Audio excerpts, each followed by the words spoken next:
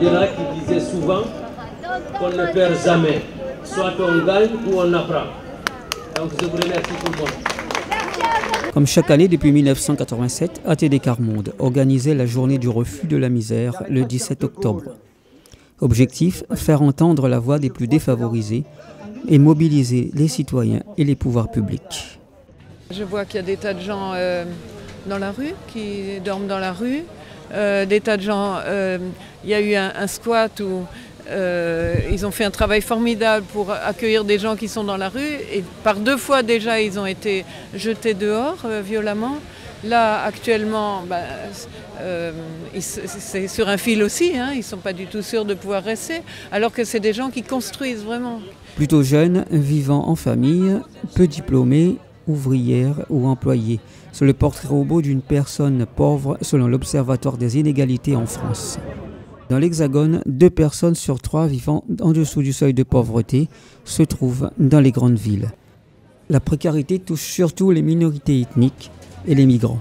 La misère est présente à Montpellier comme ailleurs. D'une part, il y a tous les immigrés. Et parmi les immigrés, il y a un grand nombre de gens en difficulté qui ne trouvent pas de travail. Puis il y a la population gitane qui a du mal elle-même à s'intégrer. On a l'impression qu'elle ne fait pas toujours des efforts, mais c'est parce que c'est très difficile pour eux. Ils sont très souvent rejetés, ils ne sont pas considérés par la population. Pour les migrants, quand ils sont demandeurs d'asile, qu'ils ont quitté leur pays pour des raisons très graves, donc souvent la menace de mort, etc., il faut qu'ils fassent valoir leurs droits dans le premier pays d'Europe où ils mettent le pied. Or, la plupart du temps, c'est l'Italie, ça peut être la Grèce. Quand ils arrivent dans un pays où il y en a déjà tant et tant de migrants, c'est beaucoup trop pour l'Italie, c'est une loi totalement injuste. Alors ils parlent français, ils ne parlent pas italien, ils viennent chez nous comme ils peuvent. Ici, on ne peut pas les écouter, il faut les renvoyer en Italie pour qu'ils puissent faire valoir leurs droits. C'est inconcevable pour un pays qui veut respecter chacun, parce que chaque personne humaine a droit à vivre. Et même en France, il y a un devoir d'assistance à personne en danger. Il ne faut surtout pas oublier que ce qui est anormal pour un être humain n'est pas de migrer, mais de se sédentariser. L'homme est un migrant par nature. Nous sommes tous des migrants.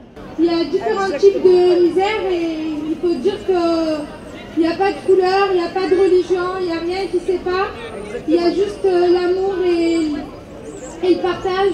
Toujours selon l'Observatoire des inégalités, 3 millions d'enfants sont concernés par la pauvreté en France, dont 30 000 vivent dans la rue avec leur famille.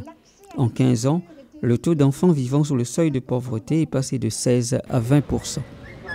Ces histoires de tout pays montrent qu'il est possible, en se mobilisant ensemble, de mettre fin à des situations d'exclusion, de changer... Tout au long de l'après-midi, plusieurs activités étaient proposées.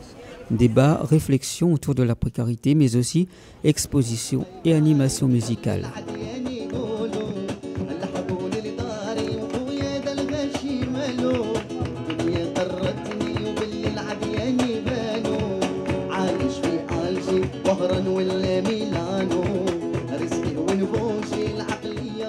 La journée s'est terminée par un repas partagé offert par l'association SOS SDF Montpellier.